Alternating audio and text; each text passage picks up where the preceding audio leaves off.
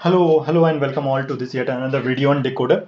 And today in this session what we're going to cover is uh, where is AI with respect to humans.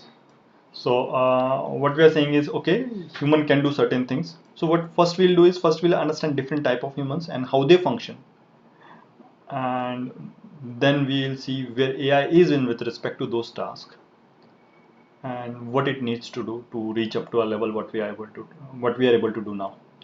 And whether that is really possible, how far that is, that may be your judgment. There's no point making prediction it will happen in 10 years down the line or 12 years down the line. I don't think that's make much of a sense.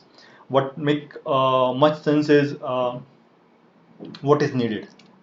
What is needed, or what really, if we were able to do those things, then really machine will be able to do very similar things. So let's quickly jump onto whiteboard. Uh, and let's quickly look into these people, right? We can clearly see we have a scientist, uh, then we have a singer, and then we have a player. What are their capabilities? Scientist is kind of, scientist is good at all the mind things. He has a good, very big graph of things in his mind. So he has a lot of things which is connected in his brain, and like this thing connects with this thing. So when I say scientist, it means all people who is doing a brainy job. Like they can be an administrator at time, uh, uh, they can be uh, program managers, they can be different people, right? So but I just put scientist because scientist is the one who is purely on the brainy side of it. A program manager also need to understand emotions and all of this, which I'm representing in another picture. Then there is another person who is purely emotional.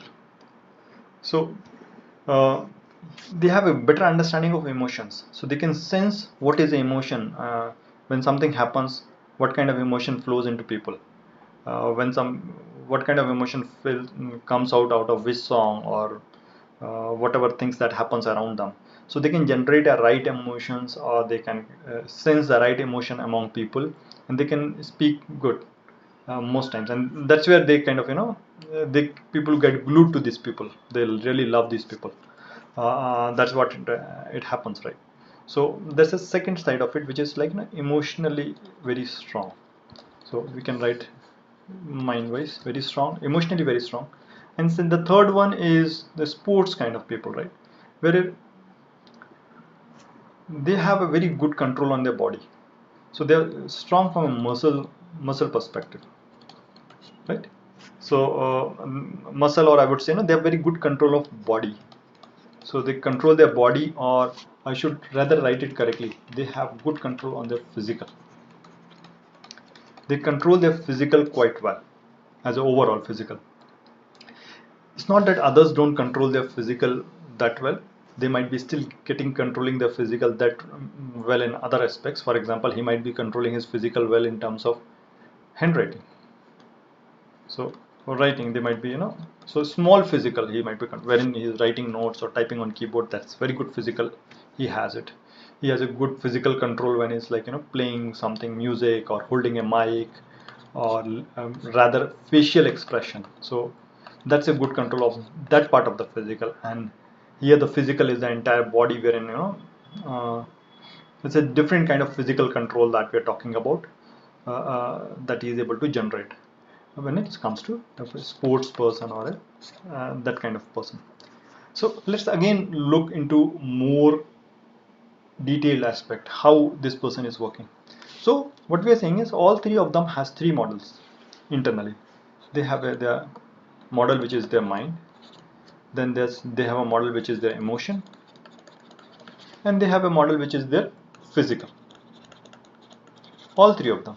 So again we write in short: mind, emotion, and physical. Mind, emotion, and physical. These are totally three different person, right? And obviously we say this person is good at their mind, and for whatever surrounding reasons and whatever reason he has become a kind of scientist. So that he has picked up an objective of being a scientist, or someone who is doing a more of a mind job. So he what he's doing, he's building a bigger and bigger graph for himself. in his mind of all the things which are connected with each other. So he's feeding himself, making him bigger and bigger graph, and trying to connect unexplained dots. And that's why he knows why is happening where. So what that means is, at times he might be knowing how to play a guitar better and how to kick a goal better. Will it be able to do that? No, he won't be able to do that. He just knows it, he have understood it, but he will not be able to do it even if he wants to, and even if he becomes a sports person, even if he practices to a certain extent, he might not be able to do it because his model which is working in his physical or emotional is weak. So, his those models are weak. So he will just understand the physics of it, everything. He will just understand, like, how that thing works. But when it comes to since his other model is weak, his real-time responses for those things will be weak. And even though his brain will say, okay, kick it with this pressure, body will not kick with that pressure, and he will not be able to simply perform. So mind will go under a lot of pressure to do these things, and which will increase his emotional pass through so much that he will stop doing it, because you continue to do things when your emotion allows you to do that. Once your and if mind cannot instruct further, that means and because your emotional model is not allowing it, you will simply stop doing it, and that's how he will go back to his kind of work. What about this music person? He is just living with things around his surrounding. Whatever is happening in his surrounding, he is doing things. But sometimes he catches it that people have a lot of reaction to those things, and he has a very good sense of that. Obviously, when you sing a very good song, people will react, and that he will understand, and he will also understand. But this fellow will understand a small nuances, expression of your eyes, lips, small nuances when he speaks differently. So when this fellow is able to capture these small nuances, and you will observe women literally some most times better than men in this. When he's able to capture small nuances, what happens is he eventually ends up picking those roles. Because when you make people happy, you get a control of those things. You becoming big, right? In a way, because you get a wider control of things, of your surrounding. People get glued to you. So that way you will find these persons more jolly. People are ready to uh, listen to you for hours, and they can like that kind of thing. People want to live around you.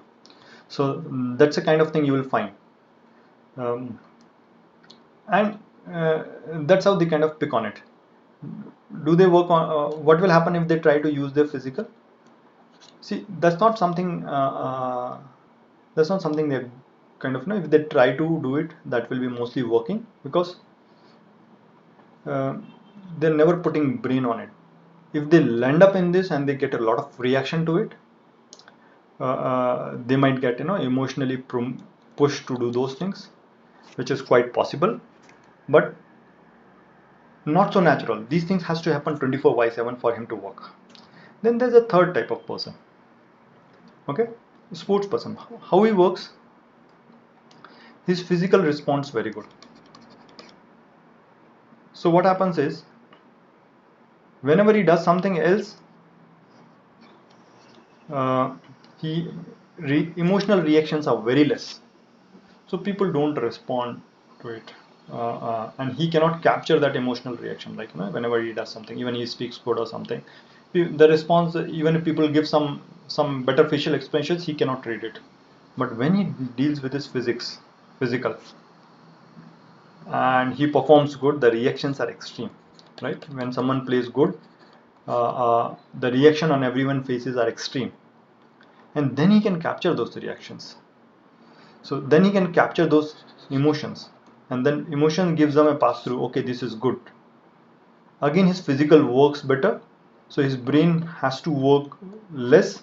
So this physical model, means nerves in his neurons in his hands, legs, chest, they all work better, they work with less direction from a brain, and that generates a good emotion all around, and that's where he end up picking more and more sports. So that's how a human being work. These are the three type of people, and at a high level, and that's how they work. We have obviously one more type of people who are yogi, yoga and all those things, saints and all those things. What they do, they master, they understand this basically. So they play out, they understand all three, and then one time they start mastering mind, other time they're mastering emotion, other time they're mastering physical. So that's what most yogi will end up doing it, because they want to, yeah, that's what they want to experience completely everything about themselves. But let's not distract ourselves with that part of discussion. So uh, now let's switch into where machines are. So take an example. uh, where what is there where in machines? There are two things. One is a graph programming. Second is your conversational AI, where you can have, like, things like your Alexa, GPT-3, Copilot, all of those things. So these things are available. But again, alone they are less useful, because they don't have an emotional gateway or a objective as such. So they work on others' objective, and obviously they don't have a physical as well, but physical is less required here. But they neither. So why they are doing it is not there. And even though they have these things like Alexa, GPT-3 and Copilot, they don't have an understanding of things. There's no graph as such, understanding graph as such. It's more of a physical mapping or physical representation of what is, if this is what is coming in, that should be the output. So that's more like a key value mapping. So um, literally graph theory does, graph models do allow some bit of more understanding around it. So I'm not saying it's totally not there, it's there, but very less emotional element, and that's where they completely lack it. On the emotional side of it, we are very good at a physical representation, but we hardly understand, read or talk based on people and emotion, because most of these things are not as involved in the real world. Most of the machines are not as involved, so they emotion wise, there's hardly any emotion models, true emotion models, which can actually work it out. Physical, we have quite some things. We have, car robots, we have robots from Boston Dynamics, we have those robots, but they completely lack, all those robots, they completely lack on the mind side of it and the emotion side of it. They don't know why they are dancing, they don't know why they are working like this, they don't have any objectives as such. So so all in all, what's happening here is where AI is lacking. So even though, or what a current AI is able to do, what current AI is able to do is very easily physically represent all three people. They are able to physically represent a very knowledgeable person. They are able to physically represent some kind of sports. They are able to play sports or a game or a video game, whatever. They are able to physically represent that. They are able to. We are able to play what all type of music. We are able to create music as well. But all this is a physical version of uh, um, what is running in human mind, but they completely largely lack on the mind part of it, why they are doing it, their objective tree of it, and they completely lack on the emotion part of it. And that's how we are quite far from actual um, artificial general intelligence. So that is my view on it. I hope, please do like, comment, share on this video. There are more points to it, which is on the functional aspect of it, I'll make a separate video because this is becoming too long. Yeah.